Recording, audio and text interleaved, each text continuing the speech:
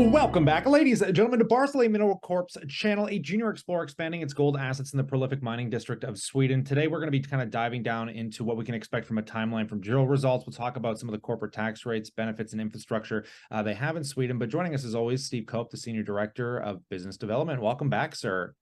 Thank you. It's always great to be here. And you guys are in an interesting place when most of Canada has been on fire, delaying many of the drill, results people have been able to get or even get into the ground here in Quebec, facing actually most spanning across Canada. But I want to dive what you guys are kind of diving into here. First and foremost, from the drill result perspective, you guys did some drilling. You're kind of waiting on some of the assay results. Can you kind of tell us a timeline expectation here as we head into the fall? Yeah, I mean, it's been nice. We've started a drill program. It started in an area of the project called Risberget, which sits outside of the resource. It already has 1,200 meters delineated of strike length there, but again, not included in the existing 2.5 million ounce resource. So we're really excited about that. We haven't seen any assays on it yet. Our partner is Agnico Eagle, so we get a monthly report, and we've seen descriptions of some of those holes that definitely have us excited. So we're curious to see what the assays are going to be, but we have certainly some nice expectations there reading on descriptions of those holes. So fingers crossed, we'll wait for those assays to be coming out hopefully in the next month to 2 months. And then from there, that drill program moves and starts hitting, the main where the resource zone is, and Avant Shears and Central, and then some other regional structural targets and some of the VMS targets. Yeah, so these are some pretty pivotal catalysts that a lot of investors kind of pay attention to. Is a lot of the junior explorers have seen some hits to their stock price, but it looks as though Barsele has kind of found somewhat of a bottoming here. So I'm looking forward to seeing how these catalysts can kind of get some investor focused attention. And I wouldn't mind talking to you about the broader perspective, because I think people are underappreciating the assets in Sweden, let alone some of what the competitors or just other explorers in the area have found. But there's also other benefits too when it comes to the corporate tax rate. Do you want to give some insight on the differences over there when it comes to the taxation? Yeah, I mean, Sweden and Scandinavia in general, but Sweden especially, has always had a low corporate tax rate.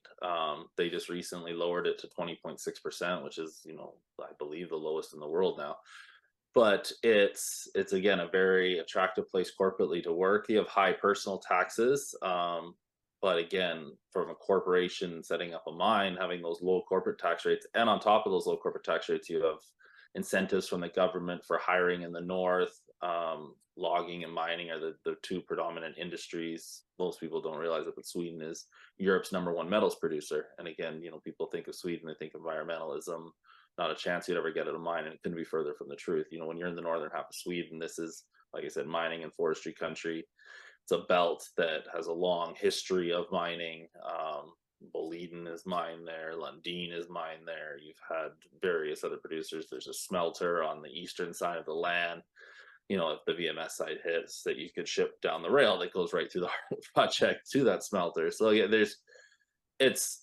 our group's worked all over the world. We're pretty picky on jurisdictions, and I mean, we've got geologists in our group that have been in the industry for over 50 years, and they've never seen a project that has as good an infrastructure and as good a setup politically, corporately, in the world. And you're starting to see it. We're getting, reached out to by a lot of the major mining companies that have been operating in Africa, in Asia, South America, even US and Canada. And, there's been a lot of political pressure on them in these areas, and they're starting to identify and realize that Scandinavia is one of the best places in the world to start looking for and have, mines. Yeah, there's definitely been a lot of political unrest, especially in some of the miners in Africa. We're seeing quite a few different areas run into some issues, which also leads into the intriguing aspect you touched on, which is the infrastructure side of it. I mean, you guys have a pretty clear-cut, clean, dry highway to get everything said and done, right? Compared to the fires here, some of the storms in like Hawaii, all these places are catching fire. It seems like you guys have just been, working along like none of this is happening, right?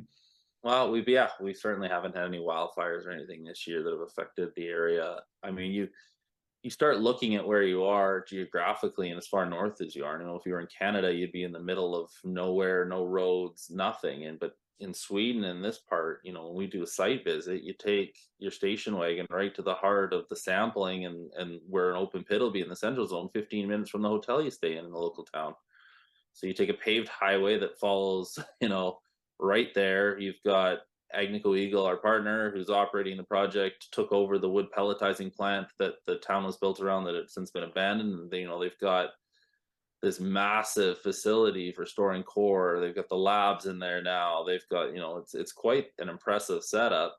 And you go into the core storage room and it's about, 2 or 3 football fields long of just core going for as far as you can see. But yeah, it's like I've never been on a project, or our group's never had a project where you can stay in a hotel like that, take a paved highway, you're on a gravel road for about 5 minutes at most. That's again very well kept. And I think our investor analyst trip, we had 3 station wagons and they drove right to the heart of where the open pit will be. So again, you've got power going right through the core of the project. This is green power. It's all hydroelectric and wind power in northern Sweden. But like I said, the main power line corridors go right through the project. You've got a dozen or so different hydroelectric projects in the area. We saw Hive Blockchain lock in a 1.5 cent a kilowatt hour year contract in Sweden for their mining. So again, there's a surplus of power, and they're willing with corporations to cut very, very cheap deals. I mean, that again would be, if you could lock that in, one of the cheapest rates in the world, if not the cheapest for power. I mean, that's better than Quebec. So it's got everything going for it. Like you said, you've got the rail that parallels that highway that goes to the smelter on the eastern side of the land.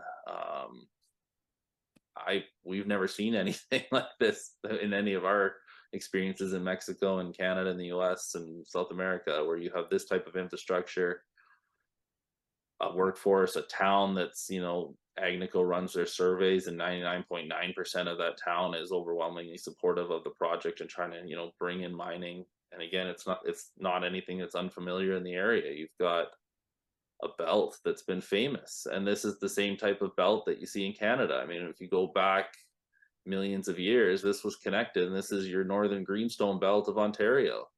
It's the same rocks. It was all attached at one point, and as time took on, obviously the continents spread out, but it's the same type of mineralized belt. It just hasn't seen the exploration and the work that you've seen in Canada and Quebec, Ontario. As far as Scandinavia didn't open up till much later for foreign companies to come in and start exploring and get involved. And now it's all of a sudden becoming prominent. Agnico Eagle has a mine in Finland.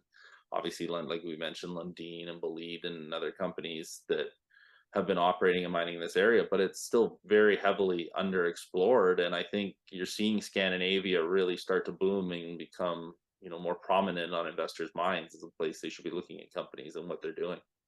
Yeah, I really feel as though you guys have kind of a clear-cut path and a lot of clarity into what you're doing to build out these resource estimates. And I wouldn't mind passing that question off to the viewers. We'd love to know what you think about this company down in that comment section below. And consider subscribing, because as these results come in, we're going to update you here. But on that, as always, we look forward to catching you in the next one.